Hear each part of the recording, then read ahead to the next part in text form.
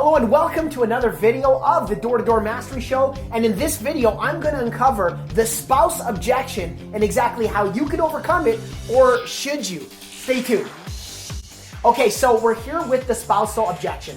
And I totally understand a lot of you are getting this. Like, let's face it, when you're knocking on doors and perhaps it's either the wife or the husband who answers the door, well, a lot of times they're going to give you this, well, I need to check with my husband. Or how many times have you been almost all the way through the sale, right? All the way till the end. And then they're like, well, I need to kind of check with my spouse. Before I can uncover the answer for this, I need you guys and gals to understand why you're getting it. Is it even legitimate? So there's the first thing I want to bring up is there are different types of cultures, backgrounds, okay? To where a lot of times people who are, let's just say, of some certain type of East Indian, perhaps they may even be Arabic, where I've noticed that typically in this culture that the husband makes up the decisions, regardless of typically if the wife wants it or not, she still has to check with the husband. Now, there's nothing wrong with this. You just need to understand and identify different cultures.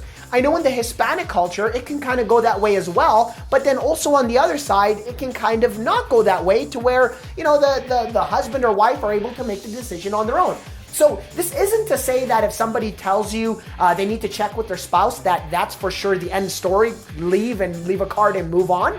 But I'm here to tell you that you have to, with 100% certainty, understand that this does exist, okay? So that's the first thing. Now, why would somebody who legitimately perhaps may or may not want your product or service tell you that, you know, I still got to check with my spouse?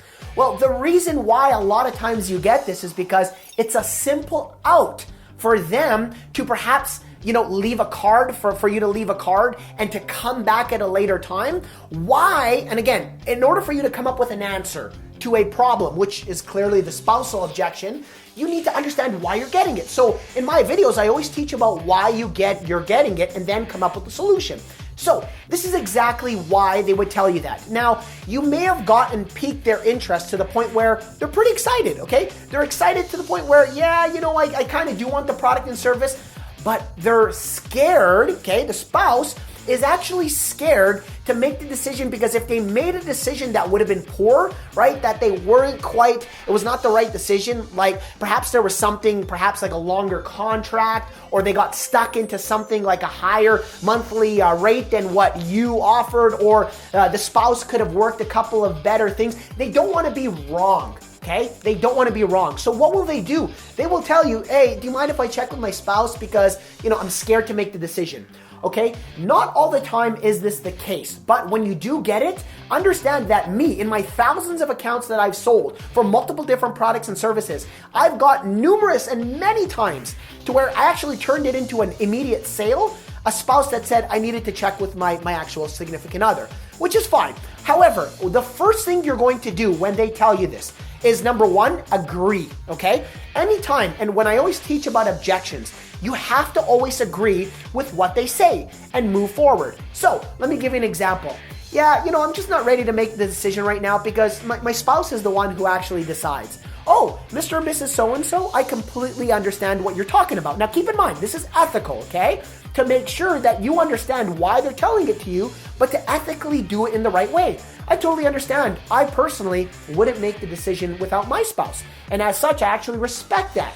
What I'm going to do is leave you with some information, and that way when your spouse gets home, you can better clarify, you know, to your spouse exactly what we were offering. So having said that, and then I progress and move forward within my sale. Now, think about this. I already have in the back of my mind that this spousal objection is there. So my whole goal is to ultimately build so much more value and confidence with this person that I'm talking to right now, so that over the next 5 to 10 minutes in my sale, they're going to say, you know what? I'm more than confident that my spouse would, now that I know more about this, what this person's presenting to me, I could feel a lot more confident in making the decision, because when my spouse comes home, I'm going to tell them that I made an educated decision, and yes, absolutely, I'd like to go ahead and get that product and service.